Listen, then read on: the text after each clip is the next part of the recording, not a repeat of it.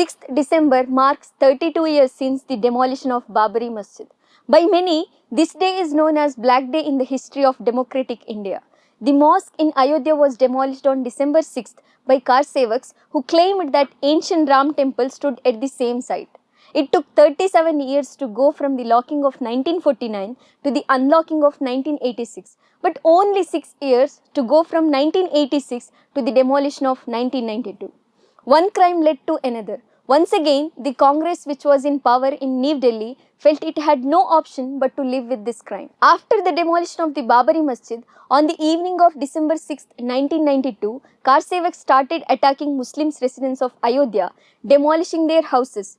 18 Muslims were murdered, and almost all their houses and shops were torched and destroyed, including 23 local mosques.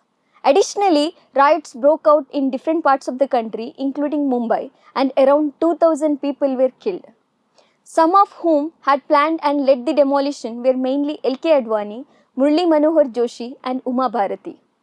Unsurprisingly, during the event, some derogatory slogans were raised, like Ek Dakka Aur Do, Babri Masjid Tod Do, meaning give one more push, break the Babri Mosque, and Ye To Keval Jhanki Hai, Kashi Mathura Baki Hai, meaning this is just the beginning, Kashi Mathura will follow. On November 9, 2019, the Supreme Court pronounced its anonymous verdict in the Ayodhya title dispute case, saying that the Hindu parties will be given the disputed land where the Babri Masjid once stood. The judgment that came after 70 years of litigation and political upheavals, the verdict was kept anonymous because the 5-judge bench anonymously decided that it would be a judgment of the court and not attributed to any individual judge.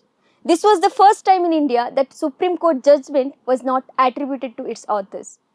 All 5 judges, after they delivered the verdict, went to a luxury hotel in Delhi to celebrate it with the most expensive wine as revealed in Justice for the Judge, an autobiography book by Ranjan Gogoi. Soon after their retirements, 3 out of the 5 judges were offered prestigious posts as Rajya Sabha member, University Chancellor and Governor of State.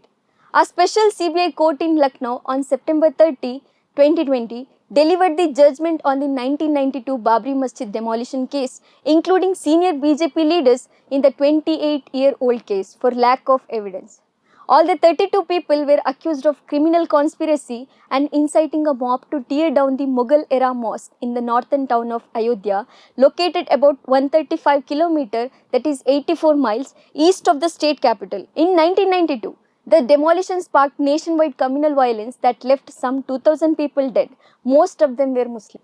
Human rights bodies say that the demolition of the Babri Masjid is a gateway to many demolitions that are happening in present India.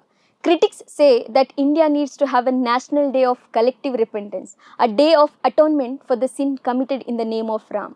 Most of all for the Congress party, but also for other political parties. After all, without the guardians of the Congress, this temple could not have been built. The Congress members were right when they claimed that without them, this temple would not have been possible. But this is not matter of pride, but of shame.